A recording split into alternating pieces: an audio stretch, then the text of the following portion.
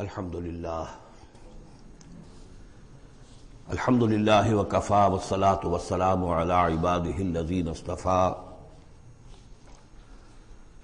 خصوصا علی افضلهم وخاتم النبیین محمد الامین وعلی آلہ وصحبہ اجمعین. اما بعد فقد قال اللہ تبارک وتعالی كما ورد فی سورة الحدید: اعوذ باللہ من الشیطان الرجیم بسم اللہ الرحمن الرحیم. سبح للہ ما فی السماوات والارض وهو العزیز الحکیم. لہ ملک السماوات والارض یحیی ویمیت وهو علی کل شیء قدیر. هو الاول والآخر والظاہر والباطن وهو بكل شيء علیم. صدق اللہ العظیم. رب اشرح لي صدری ویسر لي امری واحلل عقدۃ من لسانی یفقہوا قولی. اللہم ربنا الہمنا رشدنا واعذنا من شرور انفسنا. اللہم ارنا الحق حقا وارزقنا اتباعہ وارنا الباطل باطلا وارزقنا اجتنابہ. اللہم وفقنا لما تحب وترضى وتقبل منا فإنك خیر المتقبلین. اللہم ارحمنا بالقرآن العظیم واجعلہ لنا اماما ونورا وہدى ورحمہ. اللہم ذکرنا منہ ما نسینا وعلمنا منہ ما جہلنا وارزقنا تلاوته آناء اللیل واطراف النہار واجعلہ لنا حجتا یا رب العالمین آمین. سورہ حدید سے قرآن حکیم میں جو مکی اور مدنی صورتوں کے 7 گروپ ہیں، ان میں سے چھٹے گروپ کی مدنی صورتوں کا آغاز ہو رہا ہے. یہ مقام اس اعتبار سے بہت اہم ہے کہ ایک تو یہ کہ پورے قرآن مجید میں تعداد کے اعتبار سے مدنی صورتوں کا یہ سب سے بڑا گلدستہ ہے. سورہ حدید سے شروع ہو کر جو 27ویں پارے کی آخری صورت ہے، پھر سورہ تحریم تک کہ جو 28ویں پارے کی آخری صورت ہے، یہ مسلسل صورتیں ہیں 10. اگرچہ حجم کے اعتبار سے یہ زیادہ نہیں ہے، 1.25 پارے سے بھی کم، لیکن صورتوں کی تعداد کے اعتبار سے یہ مدنی صورتوں کا سب سے بڑا گلدستہ ہے قرآن حکیم میں. اس لیے کہ ذہن میں تازہ کر لیجئے، پہلے سورہ بقرہ، آل عمران، سورہ نساء، سورہ مائدہ، اگرچہ 6.25 پارے لیکن صورتیں تو 4 ہی تھیں.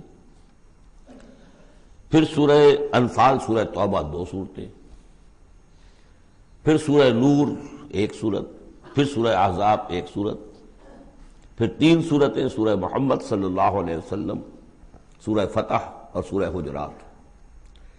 یہ 10 صورتیں. دوسری نمایاں بات ان کی یہ ہے کہ ان میں سے 5 صورتیں وہ ہیں جن کا آغاز ہوتا ہے سبح للہ یا یسبح للہ کے الفاظ سے. تسبیح کرتی ہے اللہ کی ہر شے جو آسمانوں میں ہے اور ہر شے جو زمین میں ہے. اور یہ تسبیح کا ذکر فعل ماضی میں بھی ہے، فعل مضارع میں بھی ہے. اور فعل مضارع عربی زبان میں حال اور مستقبل دونوں کو کور کرتا ہے. تو گویا کہ زمان و مکان کا پورا احاطہ ہو گیا کہ جو کچھ آسمانوں میں ہے اور جو کچھ زمین میں ہے وہ اللہ کی تسبیح بیان کر رہا ہے، ہمیشہ سے اب بھی کر رہا ہے اور ہمیشہ کرے گا.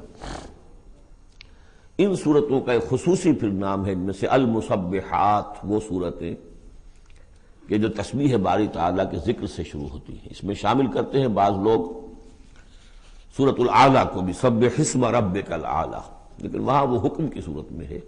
یہ مسبحات جو ہیں اس گروپ میں ان کی خصوصی شان ہے. تیسری بات جو کہ مضامین کے اعتبار سے ہے، بلکہ زمانہ نزول کے اعتبار سے پہلے سمجھ لیجئے. پہلی بات میں نے عرض کی کہ قرآن حکیم میں مدنی صورتوں کا تعداد سور کے لحاظ سے سب سے بڑا گلدستہ. ان میں سے 5 مسبحات. تیسری بات یہ کہ ان سب کا باستثناء واحد زمانہ نزول جو ہے وہ حضور صلی اللہ علیہ وسلم کا جو مدنی دور ہے سیرت مبارکہ کا، اس کا نصف آخر ہے، یعنی سن 5 کے بعد نازل ہوئی ہے، سوائے ایک صورت کے، تو آ جائے گی سامنے۔ باقی جو 9 صورتیں ہیں یہ سب کی سب بات کی ہے۔ اس سے جو متعلق بنتی ہے بات وہ یہ ہے کہ اس زمانے میں مسلمانوں میں جوش جہاد، ذوق شہادت، جذبہ انفاق، بحیثیت مجموعی اس میں کچھ کمی آ گئی تھی۔ یہ کمی میں پہلے بھی اشارہ کر چکا ہوں کہ معاذ اللہ اس اعتبار سے نہیں ہوئی کہ سابقون الاولون کے ذوق میں اور شوق میں اور جذبے میں کمی آ گئی، لیکن چونکہ تعداد بڑھی مسلمانوں کی، اور اب اکثریت ان لوگوں کی تھی کہ جو ایمان لائے ہیں ہجرت کے بعد، ان کی اس طرح کی تربیت تو نہیں ہوئی جیسے کہ مکے والوں کی ہوئی تھی 12 برس تک۔ اس اعتبار سے اوسط جب نکالیں گے تو اوسط کے اعتبار سے یقیناً ادھر کچھ اب اضمحلال کے آثار تھے۔ یہ آیت سورہ انفال میں بھی آ چکی ہے، الآن فیکم ضعف، اب تمہارے اندر کچھ کمزوری آ گئی ہے۔ پہلے تم ایک مومن 10 کافروں پر بھاری ہو سکتا تھا، اب ہم ایک کے مقابلے میں 2 پر فتح دیں گے۔ یہ بات سورہ انفال میں آ چکی ہے، لیکن یہاں خاص طور پر نوٹ کیجئے کہ ان تمام صورتوں کے پس منظر میں وہ اضمحلال ہے۔ نتیجہ یہ ہے کہ ان تمام صورتوں میں مسلمانوں کو جیسے کہ جھنجھوڑا جا رہا ہے، تمہیں کیا ہو گیا؟ سورہ صف میں آپ دیکھیں گے، یا ایھا الذین آمنوا لم تقولون ما لا تفعلون، کیا ہو گیا تمہیں؟ کیوں کہتے ہو جو کرتے نہیں ہو؟ اسی سورہ حدید میں آئے گا، وما لکم لا تؤمنون باللہ، تمہیں کیا ہو گیا؟ اللہ پر ایمان پختہ کیوں نہیں رکھتے؟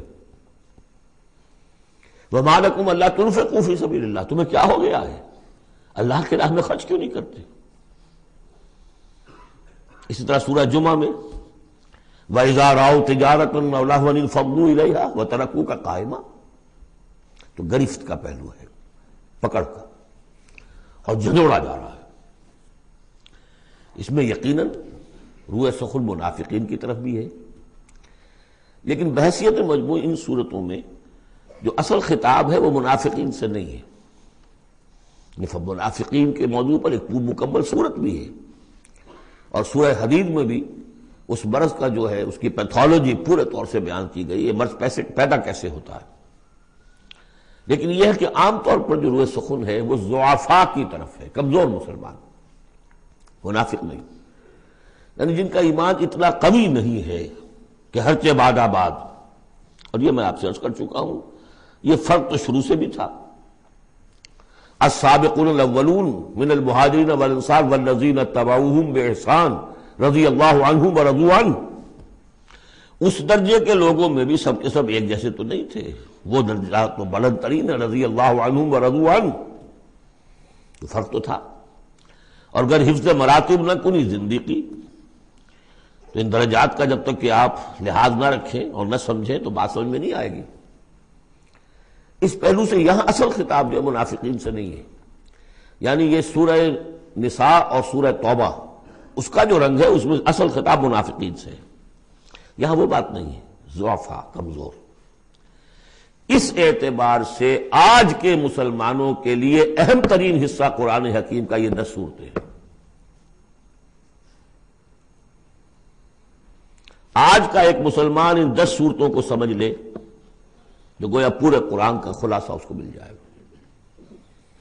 ایک تو اس اعتبار سے بھی کہ جیسے میں نے عرض کیا نفاق کا مضمون آیا سورہ نساء میں، سورہ مائدہ میں، سورہ توبہ میں، اور بھی صورتوں میں آیا، سورہ قتال سے شروع ہو گیا۔ لیکن یہ کہ ایک چھوٹی سی صورت ہے 11 آیتوں کی اس مجموعے میں، سورۃ المنافقون، وہ خلاصہ ہے اس پوری بحث کا۔ ایمان کی بحث تو مکی صورتوں میں 2/3 قرآن مکی صورتوں پہ مشتمل ہے۔ اب اس میں التذکیر میں آلاء اللہ جو ہے وہ نکال دیجئے تو ساری بحث ایمان ہی کی تو ہے، توحید کی، آخرت کی، معاد کی، باس بعد الموت کی، رسالت کی۔ اتنی لمبی چوڑی بحث کو سورہ تغابن 18 آیات پر مشتمل ایک سورت ہے. واقعہ یہ ہے کہ خلاصہ نکال دیا گیا، اتر کشید کر کے رکھ دیا گیا.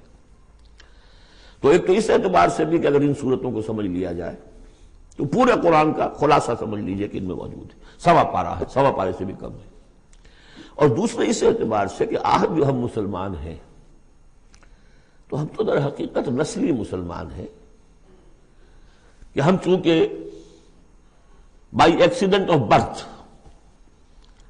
ایک حادثہ ہے یہ، ہمارے لیے اس میں کوئی فیصلہ تو نہیں تھا کہ ہم مسلمان ماں باپ کے گھر پیدا ہوں گے. اس بات نن آف اوور چوائس. اللہ نے ہمیں پیدا کر دیا مسلمان ماں باپ کے گھر، تو ہم نے اللہ، رسول، آخرت، نماز، روزہ یہ بچپن ہی سے سیکھ لیا.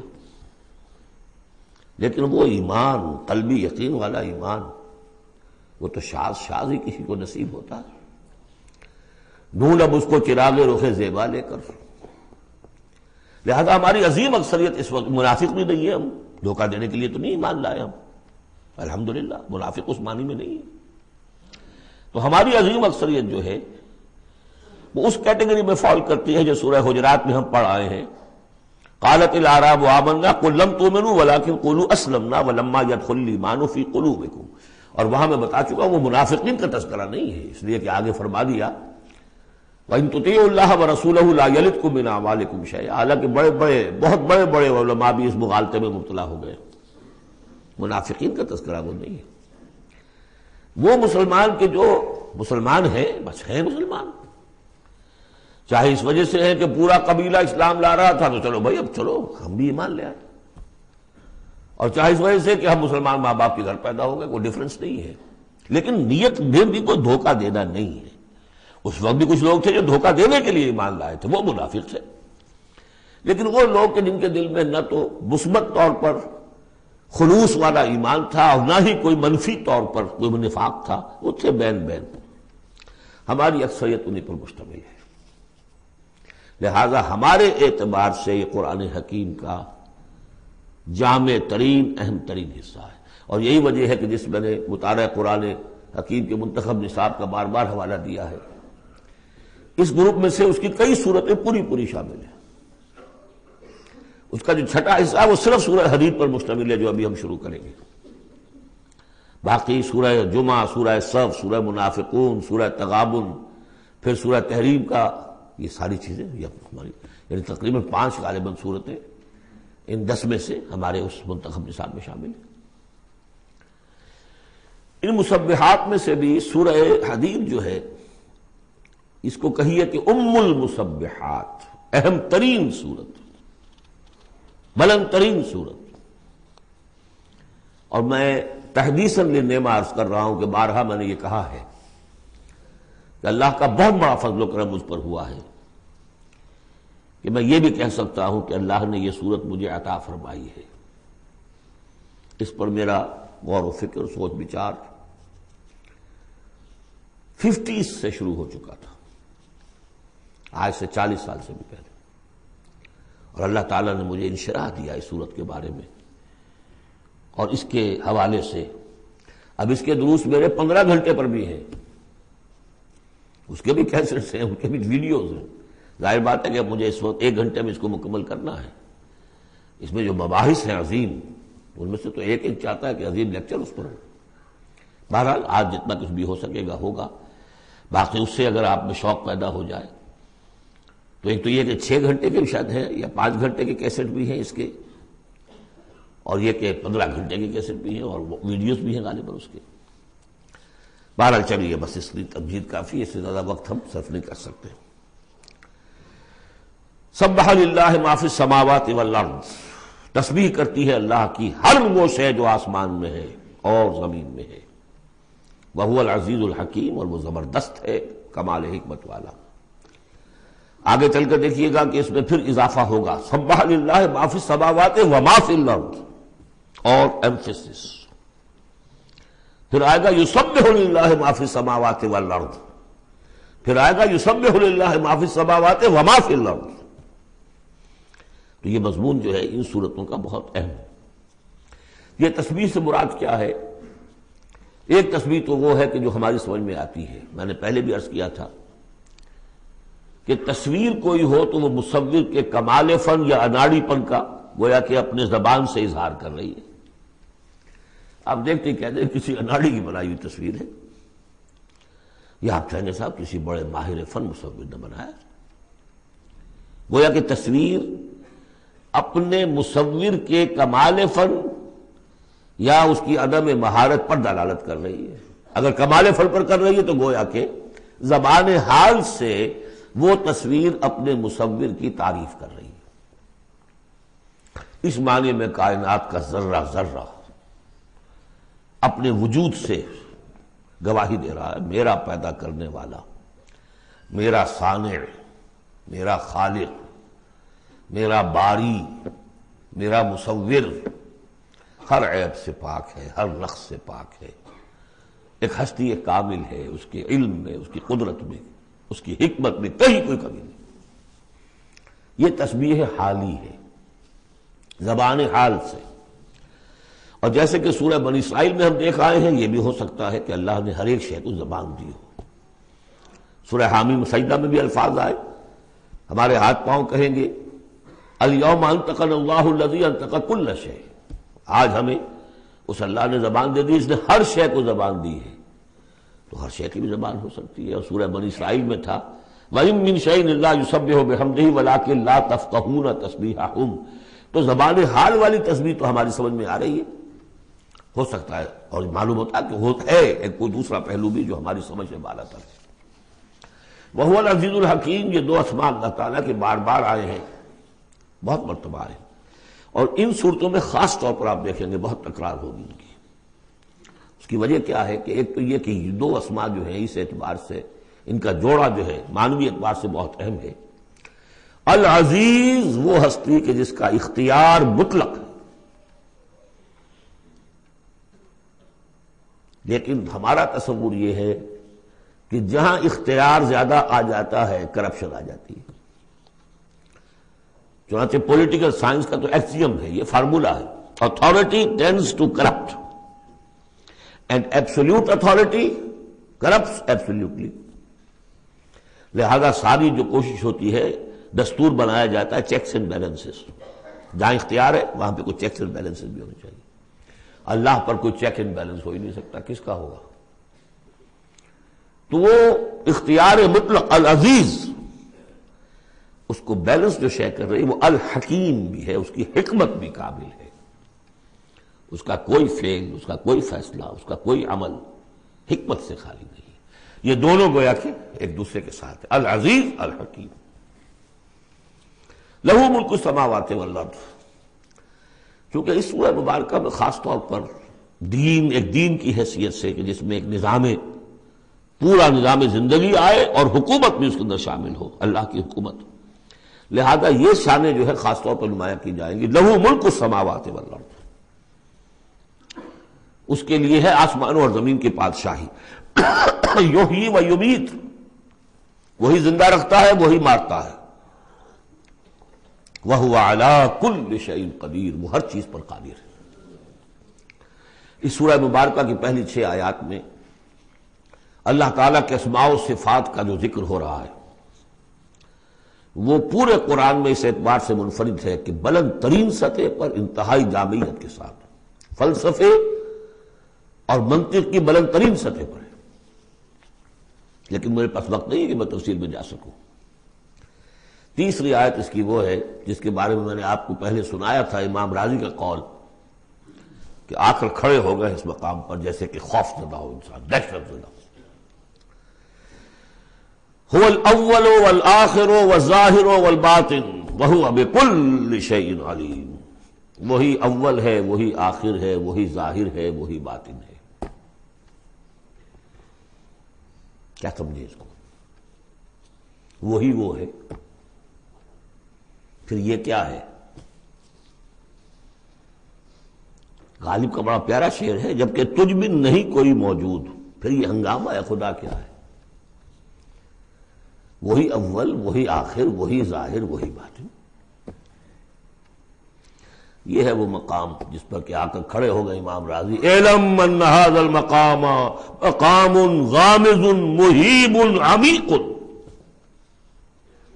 خبردار، ہوشیار کہ رہبر دم تیغست قدم رہا، ہوشیار ہو جاؤ، تلوار کی دھار پر قدم آ گیا ہے تمہارا۔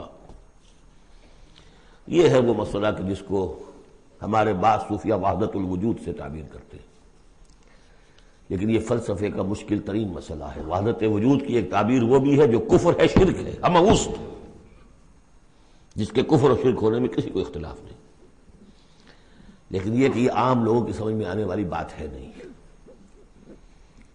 میں نے امکانی حد تک سمجھایا ہے اور مجھے اطمینان ہے، اور مجھے اس کی سند حاصل ہوئی تھی پروفیسر یوسف سلیم چشتی صاحب سے۔ ایک مرتبہ انہوں نے میرا اسی صورت کا درس سنا، انہوں نے کہا کہ بھائی مجھے 50 سال ہو گئے اس وحدت وجود کو پڑھتے پڑھاتے سمجھتے سمجھاتے، لیکن تم نے اپنے ایک اس درس قرآن میں جس طرح اس کو واضح کیا میں آج تک نہیں کر سکا۔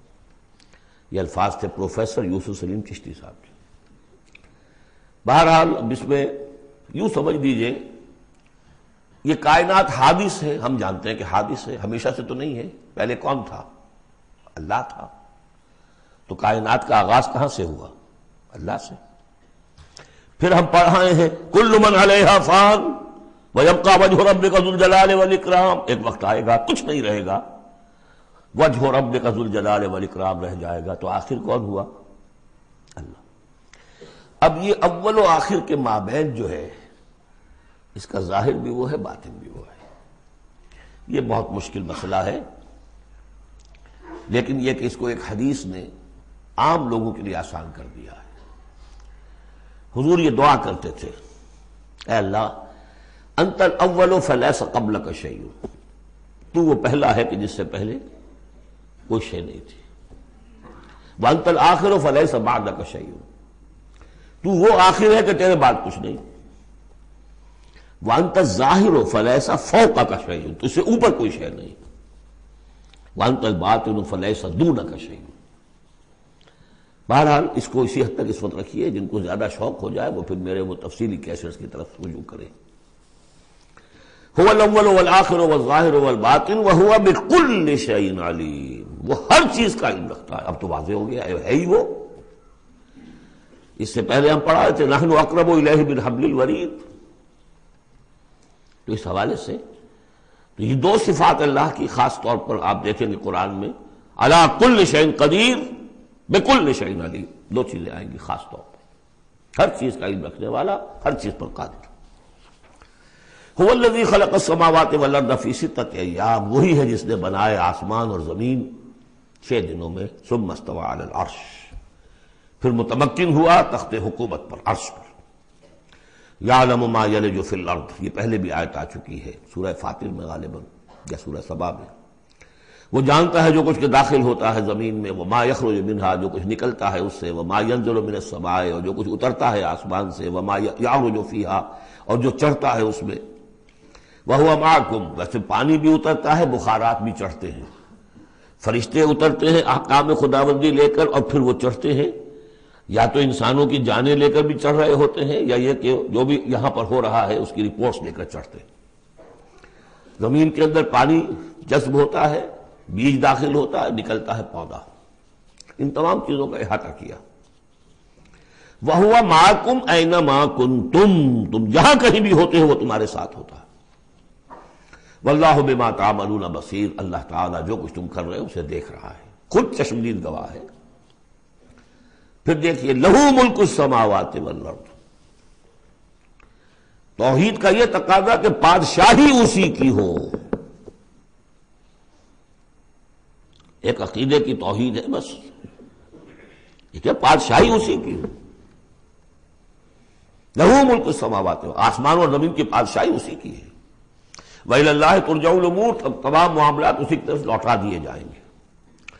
یولج اللیل فی النہار ویولج النہار فی اللیل، وہ پرو لاتا ہے رات کو دن میں اور پرو لاتا ہے دن کو رات میں، یہ مضمون بھی کئی مرتبہ آ چکا ہے۔ وَهُوَ عَلِيمٌ بِذَاتِ الصُّدُورِ، علم کو دیکھیے کتنی مرتبہ دہرایا ہے، بِكُلِّ شَيْءٍ عَلِيمٌ، يَعْلَمُ مَا يَلِجُ فِي الْأَرْضِ وَمَا يَخْرُجُ مِنْهَا وَمَا يَنزِلُ مِنَ السَّمَاءِ وَمَا يَعْرُجُ فِيهَا اور یہاں ہوا علیم بذات الصدور، سینوں کے اندر جو کچھ ہے اس کو بھی جانتا ہے۔ یہ 6 آیات ہیں، یہ پہلا حصہ ہے سورۃ مبارکہ کا، اور یہ شاندار تمہید بنی۔ آگاہ ہو جاؤ کس کا کلام پڑھ رہے ہو، کس سے ہم کلام ہو، ہوشدار کہ رہ بردب تیغست قدم را۔ اب دیکھیے 2 آیتوں میں اللہ تعالی کے، بلکہ ایک آیت میں جو تقاضا ہے، یہ تو اللہ ہے، ایسا ہے، اسی کی بادشاہی ہے، وہ سب جانتا ہے، وہ ہر چیز پر قدیر ہے، یہ سب کیا ہے؟ نیریٹو ہے، اور یہ ہے توحید فی العقیدہ۔ اس کا تقاضا کیا ہے؟ آمنوا باللہ ورسولہ وانفقوا مما جعلکم مستخلفین فیہ فالذین آمنوا منکم وانفقوا لہم اجر کبیر۔ 2 لفظوں میں تقاضا آیا، ایمان لاؤ اللہ پر اور اس کے رسول پر، اور خرچ کر دو ان سب میں سے جس میں اس نے تمہیں خلافت عطا کی ہے۔ سب سے پہلی خلافت تمہیں عطا کی اس جسم میں، اسے اللہ کے لیے لگاؤ۔ ذہانت، فطانت، طلاقت لسانی، جو دیا، پیسہ دیا ہے، مال دیا، اولاد دی، سب کو اللہ کی راہ میں لگاؤ۔ یہ نفق کا لفظ پیسے کے خرچ کے لیے بھی آتا ہے، جان کے خرچ کے لیے بھی آتا ہے۔ نفقت الدراہم، پیسے ختم ہو گئے، نفق الفرس، گھوڑا مر گیا، تو نفق کا لفظ دونوں کے لیے آتا ہے۔ تو انفقوا مما جعلکم مستخلفین فی، جس چیز میں تمہیں استخلاف عطا کیا ہے لگاؤ، خرچ کرو، صرف کر دو۔ یہ 2 تقاضے ہیں۔ اصل میں یوں سمجھیے کہ جو سورہ حجرات میں 2 تقاضے آئے تھے، آمنوا باللہ ورسولہ، سورہ حجرات میں آئے تھے انما المؤمنون الذین آمنوا باللہ ورسولہ ثم لم يرتابوا وجاہدوا باموالہم وانفسہم فی سبیل اللہ۔ حقیقی مومن تو صرف وہ ہے جو ایمان لائے اللہ پر، اس کے رسول پر، پھر شک میں بالکل نہیں پڑے، اور انہوں نے جہاد کیا اللہ کی راہ میں، اور کھپا دیے جان بھی اور مال بھی، وہی سچے ہیں۔ یہاں پر 2 ہیں، ان میں دونوں میں ایک سے تو مشترک ہو گئی، آمنوا باللہ ورسولہ، ایمان لاؤ اللہ پر، اس کے رسول پر، جیسے کہ ایمان کا حق ہے۔ وانفقوا، اور خرچ کر دو، انفاق مال، انفاق نفس، بذل نفس، دونوں چیزیں آ جائیں گی۔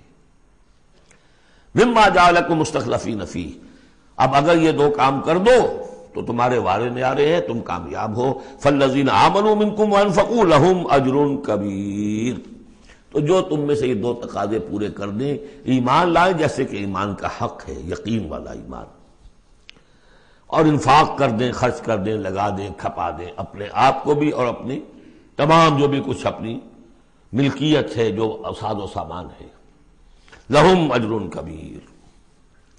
اب دیکھیے نصب، دیکھیے اب 2 آیتوں میں وہ ڈانٹ کا، ڈپٹ کا، زجر کا معاملہ ہو رہا ہے۔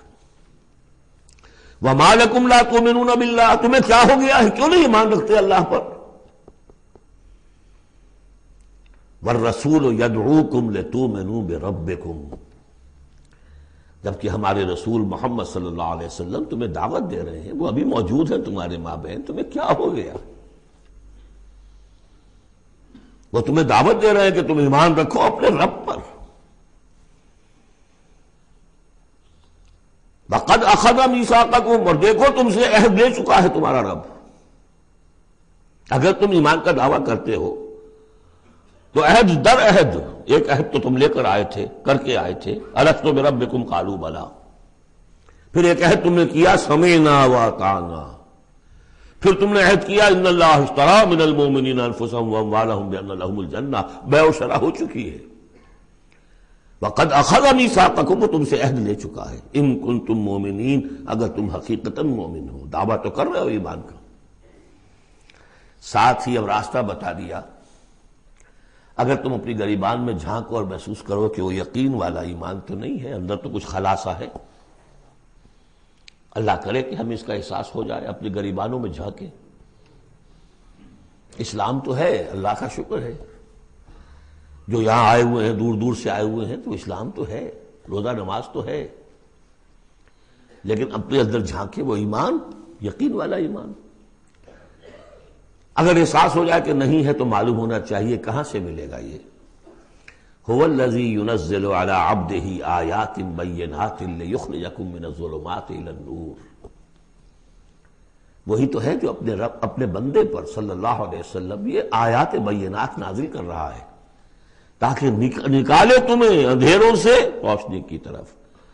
گویا کہ ایمان حقیقی، یقین والے ایمان کا منبع، سرچشمہ، اس کی سورس یہ ہے اللہ کی کتاب۔ اسے پڑھو، سمجھ کر پڑھو، تدبر کرو، غور و فکر کرو، محسوس کرو گے کہ تمہارے اندر ایک ہلچل ہے، تمہاری فطرت کے تار، یہ قرآن چھیڑے گا انہیں۔ نغمے بیتاب ہے تاروں سے نکلنے کے لیے، ایک ذرا چھیڑ تو دے زخمہ مضراب حیات، اور اس سے خود تمہارے اندر سے ابھر کر ایمان اندر سے ابھرے گا۔ تمہارے اندر ہے، سویا ہوا ہے، تمہاری روح میں ہے، ڈورمنٹ ہے، صرف ایکٹیویٹ کرنے کی بات ہے، اور یہ آیات قرآنیہ انہیں ایکٹیویٹ کرتی ہیں۔ هو الذی ينزل على عبده آیات بینات لیخرجکم من الظلمات الى النور وان اللہ بکم لرؤوف رحیم، اور یقیناً اللہ تمہارے حق میں بہت رؤوف اور رحیم ہے۔ اب آپ نے دیکھ لیا سورس جو ہے اس ایمان کا وہ کیا ہے، قرآن۔ سورہ شورى میں ہم دیکھ آئے ہیں خود حضور کو کہاں سے ملا، وَكَذَلِكَ أَوْحَيْنَا إِلَيْكَ رُوحًا مِّنْ أَمْرِنَا مَا كُنْتَ تَدْرِي مَا الْكِتَابُ وَلَا الْإِيمَانُ وَلَكِنْ جَعَلْنَاهُ نُورًا نَهْدِي بِهِ مَن نَّشَاءُ مِنْ عِبَادِنَا۔ اے نبی، آپ کو تو معلوم نہیں تھا کتاب کسے کہتے ہیں، شریعت کسے کہتے ہیں، نہ آپ تورات سے واقف، نہ آپ انجیل سے واقف، آپ تو مکے کے امیین میں سے تھے۔ ایمان کسے کہتے ہیں؟ وَلَكِنْ جَعَلْنَاهُ، اس قرآن کو ہم نے نور بنا کر آپ پر اتارا ہے۔ وہ ایمان جو ہے اب آپ کا باطن اس سے جگمگا اٹھا ہے، اب آپ جو ہے گویا کہ اب روشنی کا مینار ہیں، اب آپ ہدایت دیں گے سیدھے راستے کی طرف۔ اسی کو مولانا ظفر علی خان نے کہا ہے بہت خوبصورتی لیکن بہت سادگی سے، وہ جنس نہیں ایمان جسے لے آئیں دکانیں فلسفہ سے، ڈھونڈے سے ملے گی عاقل کو یہ قرآن کے سپاہوں۔ اچھا، ایک بات تو ہو گئی کہ تم ایمان کیوں نہیں، تمہارا پختہ کیوں نہیں ہے، یہ دلمل یقین ایمان کیوں لیے پھر رہے ہو، یہ شکوک و شبہات کے کانٹے جس میں چبھے ہوئے ہیں اس ایمان کے ساتھ گزارا کیوں کر رہے ہو؟ اگر اس میں کمی ہے تو پہلے اس کمی کو پورا کرو، چھوڑ دو دھندے، کچھ دن نکال لو، ایک سال نکال لو اپنی زندگی میں سے کہ کم سے کم اتنی عربی سیکھ لیں کہ یہ قرآن ہمارے دلوں کے تاروں کو چھیڑ سکے۔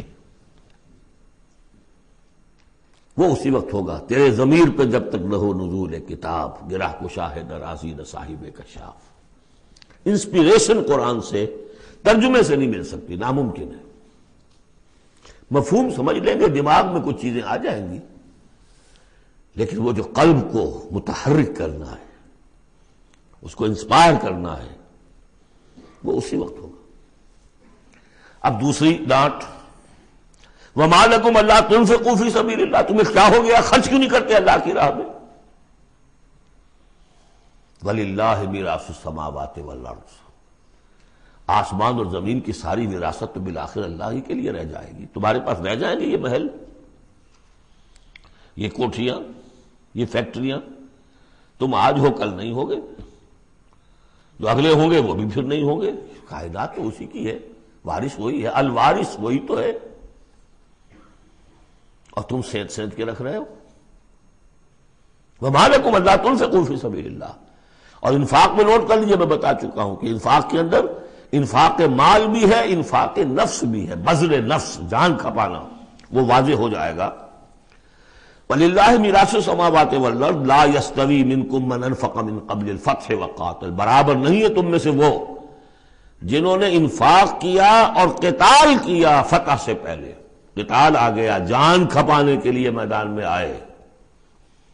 انفاق جو کہا تھا آیت نمبر 7 میں، وہ صرف مال کا نہیں، جان کا بھی ہے، اور انفاق جان جو ہے اس کا سب سے بڑا موقع کیا ہے؟ جنگ، جہاں آپ نقد جان ہتھیلی پر رکھ کر حاضر ہوتے. وہ تو اگر جان بچ جائے تو گویا کہ بونس ہے، ورنہ جو جاتا ہے جنگ میں وہ پورا رسک لے کر جاتا ہے. اب یہاں بات یہ بتائی گئی کہ جو فتح سے پہلے ایمان لائے تھے جبکہ اسلام کمزور تھا، اور انہوں نے قتال کیا اس وقت جبکہ مسلمانوں کی طاقت بہت کم تھی، ان کا درجہ اولئک اعظم درجۃ من الذین آمنوا من الذین انفقوا من بعد وقاتلوا، ان کا بہت اونچا درجہ ہے، بہت عظیم درجہ ہے ان لوگوں کے مقابلے میں کہ جنہوں نے انفاق کیا اور قتال کیا فتح کے بعد. وَكُلًّا وَعَدَ اللَّهُ الْحُسْنَىٰ. اب فتح کے بعد سے صاف ظاہر ہو رہا ہے کہ یہ صورت کم سے کم سن 6 کے بعد نازل ہوئی ہے، اس لیے کہ فتح تو پہلی جو ہے وہ سن 6 میں صلح حدیبیہ کی شکل میں حاصل ہوئی ہے، اِنَّا فَتَحْنَا لَكَ فَتْحًا مُبِينًا. اور پھر جو ظاہری فتح تھی وہ تو فتح مکہ ہے، وہ سن 8 میں ہے. یہاں فرمایا جا رہا ہے جن لوگوں نے قتال کیا اور انفاق کیا فتح سے پہلے ان کا درجہ بہت بلند ہے ان سے جنہوں نے انفاق کیا اور قتال کیا بعد میں. اگرچہ کُلًّا وَعَدَ اللَّهُ الْحُسْنَىٰ، سب سے اللہ کا وعدہ ہے بہت اچھا. وَاللَّهُ بِمَا تَعْمَلُونَ خَبِيرٌ، اور جو کچھ تم کر رہے ہو اللہ اس سے باخبر ہے. اب آئی پکار، اس کو اب کھلے دل سے بیدار دل سے سنیے. میرا خالق آپ کا خالق، میرا مالک آپ کا مالک، اس کائنات کا مالک. من ذا الذی یقرض اللہ قرضا حسنا، کون ہے وہ جو اللہ کو قرض حسنا دے؟ ہے ہمت دینے کی؟ من ذا الذی یقرض اللہ قرضا حسنا فیضاعفہ لہ، اللہ اس کے لیے اسے دگنا بھی کرتا رہے گا. وَلَهُ أَجْرٌ عَظِيمٌ، اور ان کے لیے بہت بڑا اجر بھی ہوگا. لگاؤ اپنی مال اللہ کے راہ میں لگاؤ اور کھپاؤ، اپنی جانیں اللہ کی راہ میں لگاؤ اور کھپاؤ. اور جان لیجئے کہ جان کا کھپنا اور مال کا کھپنا ایک یہ کہ شہادت یا موت سے پہلے تو برابر چیز ہے. آپ اپنی جان کی قوت، صلاحیت، ذہانت، فطانت یہ خرچ کرتے ہیں تو مال کماتے ہیں نا. اور مال آپ کے پاس ہو تو آپ جس کو چاہیں امپلائے کر لیں. ذہانت، صلاحیت، فطانت سب آپ خرید سکتے ہیں پیسے سے. تو اگر کسی نے وقت لگایا ہے تو مال لگایا ہے. ٹائم از منی. اپنی جان کما رہا ہے تو وہ مال لگا رہا ہے، اس لیے کہ اسی جان کو کما کر وہ مال کما سکتا تھا. اس لیے انفاق جان، انفاق ہے مال، یہ ایک شے. یوم تری المومنین، اب جو نقشہ کھینچا جا رہا ہے یہ ہے وہ نقشہ جس کو ہمارے ہاں کہا جاتا ہے پل صراط. کوئی ایسا مرحلہ آنا ہے جہاں کفار کا تو معاملہ علیحدہ ہو چکا، کوئی بڑی چھلنی لگی تھی، کفار تو نکل چکے. اب جو دنیا میں مسلمان سمجھے جاتے تھے وہ آگے آئے ہیں. آپ کو معلوم ہے جہاں کرشرز لگے ہوتے ہیں، پتھروں کو توڑ کے بجری بناتے ہیں، تو اس میں مختلف سوراخوں کی وہ چھلنیاں لگی ہوتی ہیں. پہلے 1 انچ سے زیادہ کا پتھر جو ہے وہ علیحدہ ہو جائے گا، پھر آدھا انچ والا علیحدہ ہو جائے گا، پھر چوتھائی انچ والا علیحدہ ہو جائے گا، وغیرہ وغیرہ. تو وہاں پر بھی کوئی مستقل کوئی چھلنیاں، ایک چھلنی لگ چکی، کافر تو گئے، اب رہ گئے مسلمان. ان میں ذرا چھانٹی کرنی ہے کہ ان میں صاحب ایمان کون ہے اور منافق کون ہے. اس کے لیے پل صراط کی جگہ ہے جہاں سے گزرنا ہوگا. گھپ اندھیرا ہوگا اور اس کے نیچے ہوگی جہنم. گھپ اندھیرا. اور جن کے پاس ایمان تھا دنیا میں انہیں روشنی مل جائے گی، یہاں ان کے قلب سے روشنی نکل رہی ہوگی. اعمال صالحہ کیے تھے داہنے ہاتھ سے تو یہاں پہ ان کا نور ہوگا، وہ اپنی اس روشنی میں راستہ پار کر کے جنت میں پہنچ جائے گی. اور جن کے پاس یہ روشنی نہیں تھی، چاہے وہ مسلمانوں میں شریک تھے، چاہے مسلمانوں کے قائد ہوں، بہت بڑے قائد ہوں، لیکن اگر وہ نور ایمان سے محروم تھے اور اعمال صالحہ کی کوئی پونجی نہیں تھی، انہیں روشنی نہیں ملے گی. وہ ٹھوکریں کھاتے ہوئے گریں گے اور جہنم میں جائیں گے. یہ ہے نقشہ. یہ نقشہ یہاں پر تفصیل سے کھینچا گیا ہے. پھر دوبارہ آخری جو سورت ہے سورہ تحریم، اس میں پھر اس کا تذکرہ آئے گا. یوم تری المؤمنین والمؤمنات یسعی نورہم بین ایدیہم وبایمانہم، جس دن کہ تم دیکھو گے مومن مردوں اور مومن عورتوں کو کہ ان کا نور دوڑتا ہوا ہوگا ان کے سامنے اور داہنی طرف، سامنے نور ایمان اور داہنی طرف نور اعمال صالحہ۔ بشراکم اليوم جنات تجری من تحتها الانہار خالدین فیہا، ان سے کہا جائے گا آج تمہارے لیے بشارت ہے ان جنتوں کی جن کے نیچے نہریں بہہ رہی ہیں اور تم رہو گے اس میں ہمیشہ ہمیشہ، ذالک هو الفوز العظیم، یقیناً یہی بہت بڑی کامیابی ہے۔ یوم یقول المنافقون والمنافقات، جس دن کے کہیں گے منافق مرد اور منافق عورتیں، للذین آمنوا، ان اہل ایمان سے، انظرونا، ذرا ٹھہرو، ہمارا انتظار کرو، نقتبس من نورکم، تمہاری روشنی سے ہم بھی فائدہ اٹھا لیں۔ ہمارے پاس تو کوئی نور ہے نہیں، دیکھیے انتہائی گھٹ اندھیرا ہو، کہیں جنگل میں سے گزرنا ہو اور پگڈنڈی ہو، اس پر آپ چل رہے ہو، جس کے پاس ٹارچ ہے وہ تو گویا کہ بادشاہ ہے اس وقت، اور وہ تیز تیز قدم اٹھا رہا ہے، پیچھے والا کہتا ہے کہ بھائی ٹھہرو بھیا، تمہارے پاس تو ٹارچ ہے، ہمیں بھی ساتھ لے کے چلو، وہی نقشہ ہے۔ انظرونا، ہمیں مہلت دو، انتظار کرو ہمارا، ذرا ٹھہرو، کہاں بڑھے چلے جا رہے ہو؟ اقتبس من نورکم، یہی وہ لفظ اقتباس، قبس کہتے ہیں چنگاری کو، کسی چولہے میں سے چنگاری لا کر اپنے چولہے میں آگ جلا دینا، ہم تمہارے اس نور سے فائدہ اٹھا لیں۔ قیل ارجعوا وراءکم فالتمسوا نورا، کہا جائے گا لوٹ جاؤ پیچھے کی طرف اور تلاش کرو نور۔ یہ نور یہاں نہیں ملا، دنیا سے کما کر لایا گیا ہے۔ یہاں قیلا کہا گیا، قالو نہیں کہا گیا۔ اہل ایمان کی شرافت اور مروت سے یہ بعید ہے کہ وہ یہ جواب دے، کوئی کہنے والا ہوگا اللہ کا فرشتہ، قیلا کہا جائے گا، قیل ارجعوا وراءکم، لوٹ جاؤ پیچھے کی طرف، فالتمسوا نورا، اگر ہو سکتا جاؤ دوبارہ دنیا کے اندر، وہاں جا کر ایمان اور عمل صالح کی کمائی کر کے لاؤ تو یہ نور ہوگا۔ فضرب بینہم بسور لہ باب، اور اتنے عرصے میں ان کے درمیان ایک فصیل حائل کر دی جائے گی جس میں ایک دروازہ ہوگا، باطنہ فیہ الرحمہ، اس فصیل کے اندر کی طرف رحمت ہوگی، وظاہرہ من قبلہ العذاب، اور اس کے باہر کی طرف عذاب الہی کا نزول شروع ہو جائے گا۔ یہ چھلنی ہے جو اہل ایمان اور منافقین کے درمیان لگائی جائے گی۔ اب اس اعتبار سے اگلی دو آیتیں جو ہیں قرآن مجید کا اہم ترین مقام ہے کہ یہ پیتھولوجی کیسے ڈیولپ ہوتی ہے، نفاق کیسے آتا ہے۔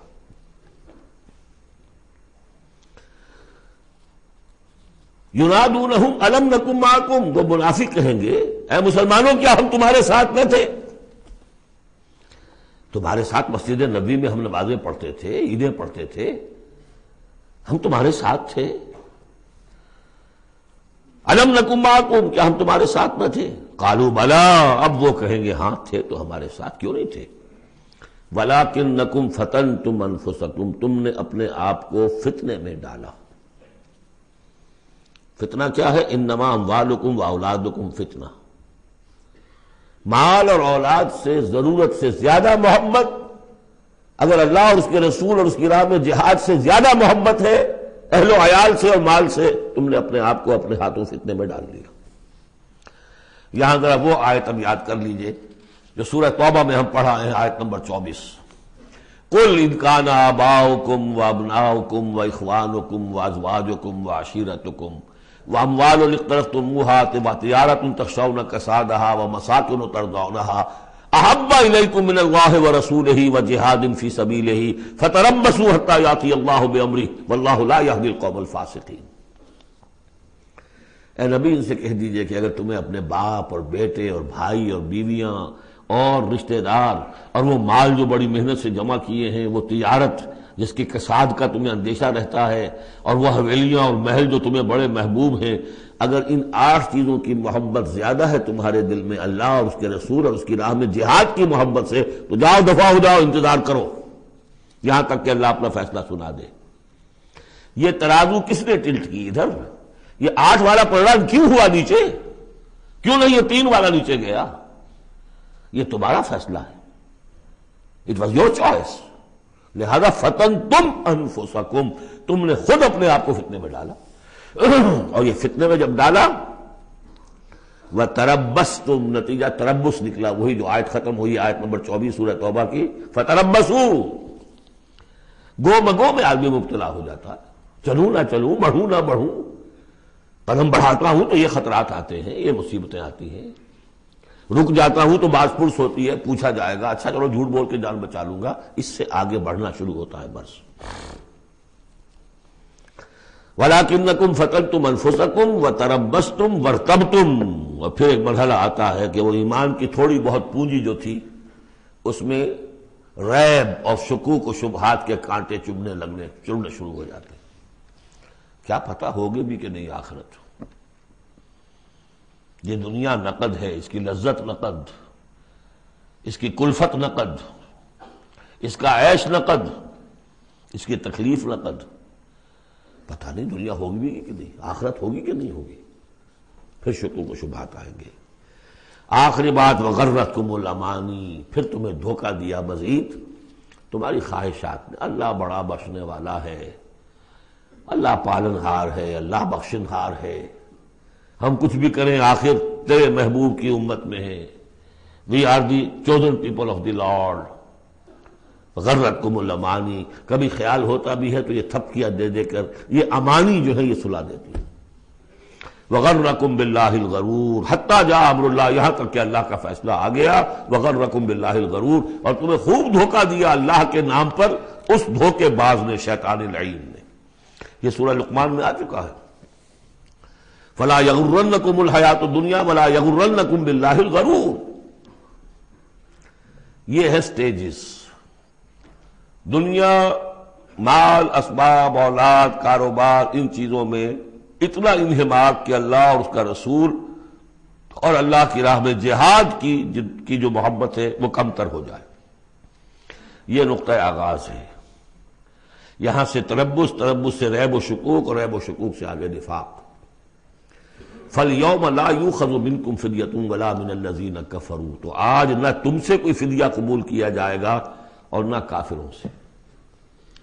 اشارہ کر دیا گیا دنیا میں تم مسلمانوں کے ساتھ تھے، یہاں تمہارا حشر ہم کافروں کے ساتھ ہے۔ یہی نفاق کی حقیقت ہے۔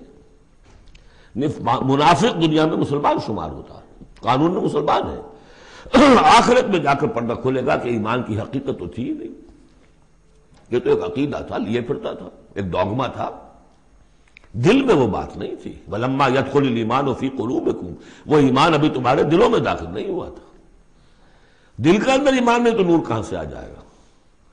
اور دل میں ایمان نہیں تو جو نیکی بھی کر رہے ہیں وہ دکھاوے کی نیکی ہے، وہ دنیا میں لوگوں کے اندر شہرت حاصل کرنے کی نیکی ہے۔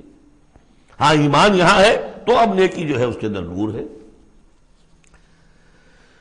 فَالْيَوْمَ لَا يُؤْخَذُ مِنْكُمْ فِدْيَةٌ وَلَا مِنَ الَّذِينَ كَفَرُوا مَأْوَاكُمُ النَّارُ وَهِيَ مَوْلَاكُمْ وَبِئْسَ الْمَصِيرُ، اب تو تمہارا ٹھکانہ تو آگ ہی ہے اور وہ بہت برا ٹھکانہ ہے، وہی تمہاری مولا ہے، غم خار ہے، دم ساز ہے، کوئی اپنا شکوہ شکایت کرنی ہے، کوئی نالا و فریاد، اسی سے کہو جو کچھ کہنا ہے، بئس المصیر، اور وہ بہت برا ٹھکانہ ہے۔ اب یہ سب کچھ اگر آپ نے سن لیا تو اب یہ آپ سے ایک اور سوال اللہ تعالیٰ کر رہے ہیں، الم یعن للذین آمنوا ان تخشع قلوبہم لذکر اللہ وما نزل من الحق، کیا وقت آ نہیں گیا اہل ایمان کے لیے کہ ان کے دل جھک جائیں اللہ کی یاد میں اور اس کے سامنے کے جو حق میں سے نازل ہو چکا ہے؟ یاد ہے اس قرآن کے بارے میں سورہ بنی اسرائیل میں کیا پڑھا تھا؟ وَبِالْحَقِّ أَنزَلْنَاهُ وَبِالْحَقِّ نَزَلَ، ہم نے اس کو نازل کیا حق کے ساتھ اور یہ نازل ہوا ہے حق کے ساتھ۔ تاخیر، تعویق، یہ کر لوں وہ کر لوں، اس کے بعد بچیوں کے ہاتھ پیلے کرنے ہیں، ابھی ذرا بچوں کی تعلیم کا مسئلہ ہے، تعلیم کیا؟ دنیا کی تعلیم، میری تعلیم دنیا کی، خود ساری عمر گزار دی ہے جن کوچوں کی سیر کرتے ہوئے انہی کوچوں میں داخل کر رہے ہیں اپنی اولاد کو۔ اور ایسے ایسے لوگ بھی ہیں، ایسے ایسے ناسمجھ لوگ، کچی عمر میں برطانیہ بھیج دیا، امریکہ بھیج دیا، اور پھر روتے ہوئے آتے ہیں بچہ بگڑ گیا، بچے نے یہ کر دیا، بچہ وہ ہو گیا۔ یہ تو حال ہے۔ الم یعن للذین آمنوا ان تخشع قلوبہم لذکر اللہ وما نزل من الحق، کیا وقت آ نہیں گیا؟ کس کے منتظر ہو؟ اہل ایمان کے دل جھک جائیں اللہ کی یاد میں اور اس قرآن کے سامنے. وَلَا يَكُونُوا كَالَّذِينَ أُوتُوا الْكِتَابَ مِن قَبْلُ، نہ ہو جائیں ان لوگوں کے مانند جنہیں کتاب دی گئی تھی پہلے. فَطَالَ عَلَيْهِمُ الْأَمَدُ، تو جب ان پر ایک طویل مدت گزر گئی، فَقَسَتْ قُلُوبُهُمْ، تو ان کے دل سخت ہو گئے.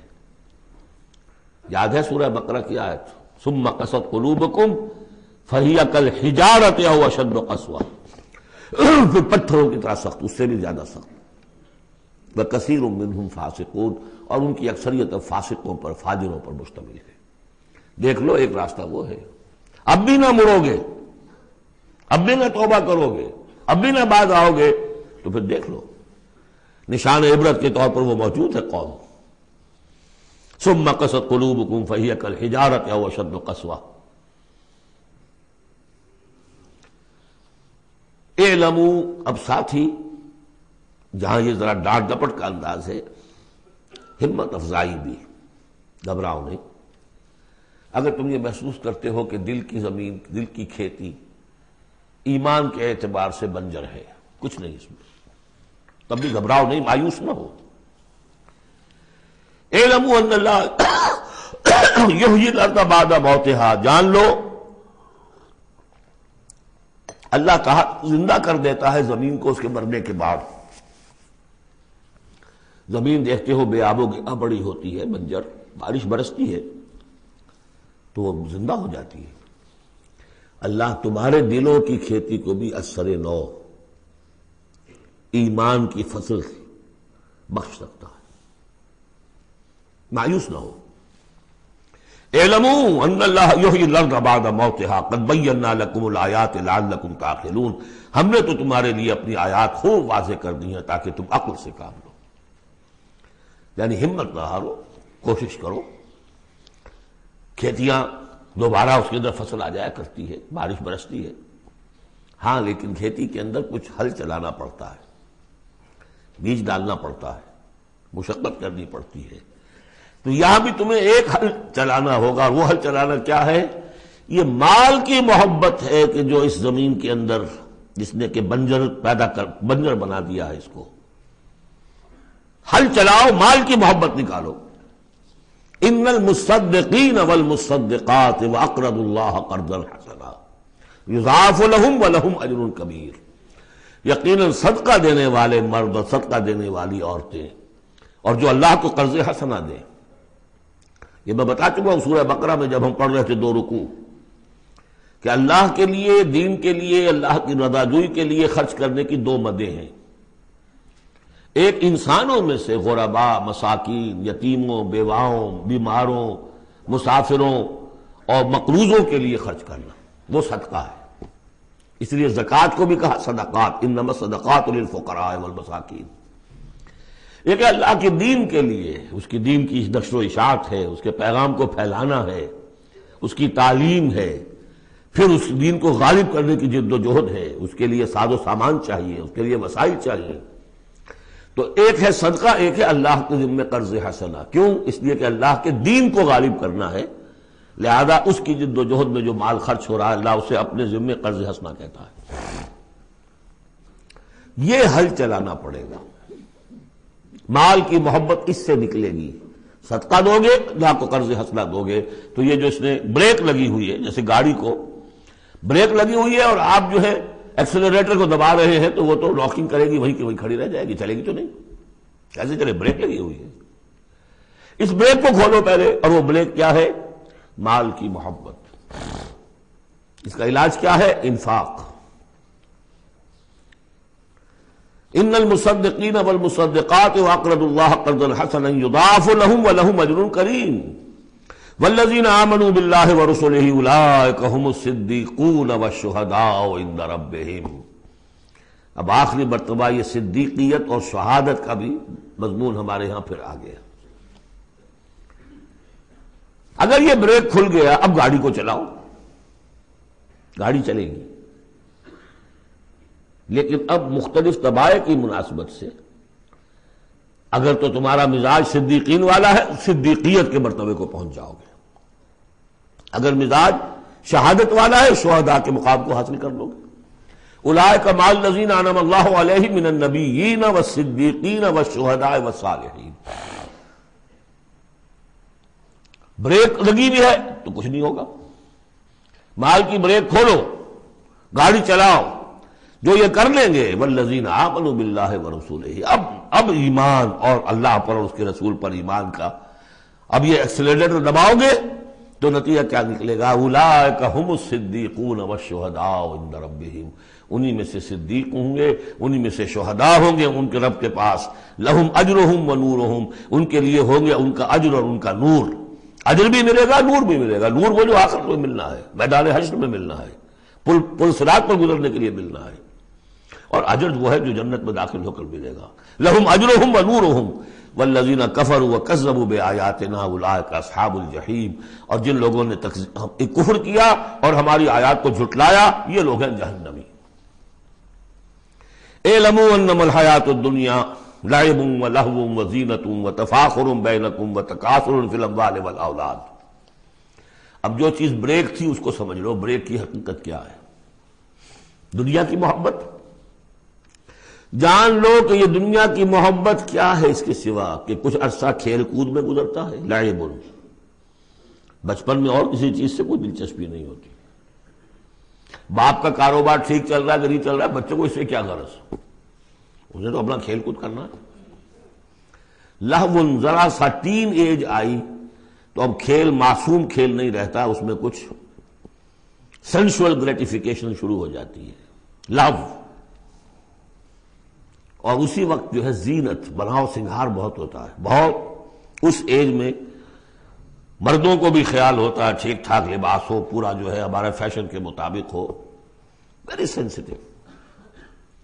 اس کے بعد ذرا عمر بڑھتی ہے، تفاخر بینکم. اب فخر، نسل پر فخر، مال پر فخر، دولت پر فخر. اور فخر میں بڑھ جانا، جیسا کہ ہمارے ہاں پٹھانوں میں خاص طور پر ہے کہ اب وہاں جو دوسرا سردار ہے وہاں پر وہ نئی کار لے آیا ہے، اب یہ کیسے رہ جائے گا؟ اسے بھی لانا چاہے اپنی زمین بیچے، کچھ کرے، اس سے اگلے ماڈل کی کار لا کے کھڑے نہیں کرے گا تو پھر جینا بیکار ہو گیا. تفاخر بینکم. لیکن جب ذرا زندگی ذرا اور ڈھلی، تکاثر فی الاموال والاولاد، کثرت سے مال اور اولاد. اس کے بعد یہ ہے، ایک سٹیج پر تو یہ ہوتا ہے کہ مونچھ نیچی نہ ہو چاہے سب کچھ چلا جائے، اور اگلی سٹیج پر یہ ہوتا ہے کہ مونچھ نیچی کیا، شیو بھی ہو جائے تو کوئی بات نہیں، مال آنا چاہیے. یہ عجیب آیت ہے. انسانی زندگی کے یہ نفسیاتی مراحل ہیں. بہت کم لوگوں نے سمجھا اس آیت کو. اس کا ہر دور میں کوئی ایک شے ہوتی ہے جو انسان کے اس ذہن پر اور نفسیاتی اعتبار سے اس کے نزدیک بڑی اہمیت کی حامل ہوتی ہے. بچپن میں کھیل کود، ذرا اس سے بڑا ٹین ایجرز، اس میں لہو وزینۃ، اس سے اوپر آئے تفاخر، اس سے اوپر آئے اب یہ ہے کہ بڑا ریئلسٹک ہو جاتا ہے آدمی. چھوڑو میاں ان باتوں کو، پیسے کی فکر کرو، رکھو، اس کو سنبھالو. تکاثر فی الاموال والاولاد کمثل غیث. میں نے بارہا کہا یہ ایک لائف سائیکل ہے، ہیومن لائف سائیکل. وہی لائف سائیکل آپ کو ملتی ہے باٹنی میں، نباتات میں. کمثل غیث، جیسے کہ بارش برستی ہے. اعجب الکفار نباتہ، تو جو کسان ہوتے ہیں اس سے جو روئیدگی کھیتی اپجتی ہے اس کو بڑی اچھی لگتی ہے. ثم یہیج، پھر وہ کھیتی اپنی پوری قوت پر آتی ہے. فتراہ مصفرا، پھر دیکھتے ہو وہ زرد ہو جاتی ہے. ثم یکون حطاما، پھر کھیتی کٹ جاتی ہے اور چورا چورا کہیں جو ہے وہ توڑی کے ٹکڑے پڑے رہ جاتے ہیں. اسی طرح بچہ پیدا ہوتا ہے، بڑی خوشیاں ہیں، جشن بن رہا ہے.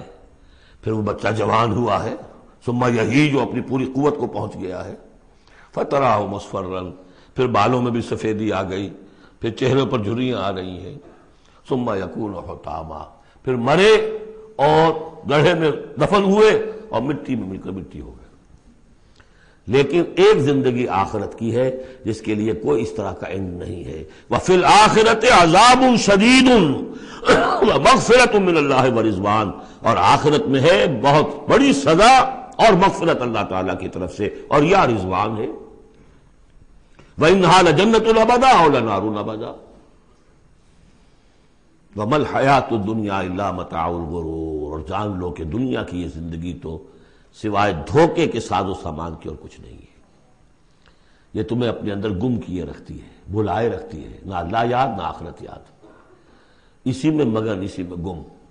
کافر کی یہ پہچان کہ آفاق میں گم ہے، اور مومن کی یہ پہچان کہ گم اس میں ہے آفاق۔ بارک اللہ لی ولکم فی القرآن العظیم ونفعنی وإیاکم بالآیات والذکر الحکیم۔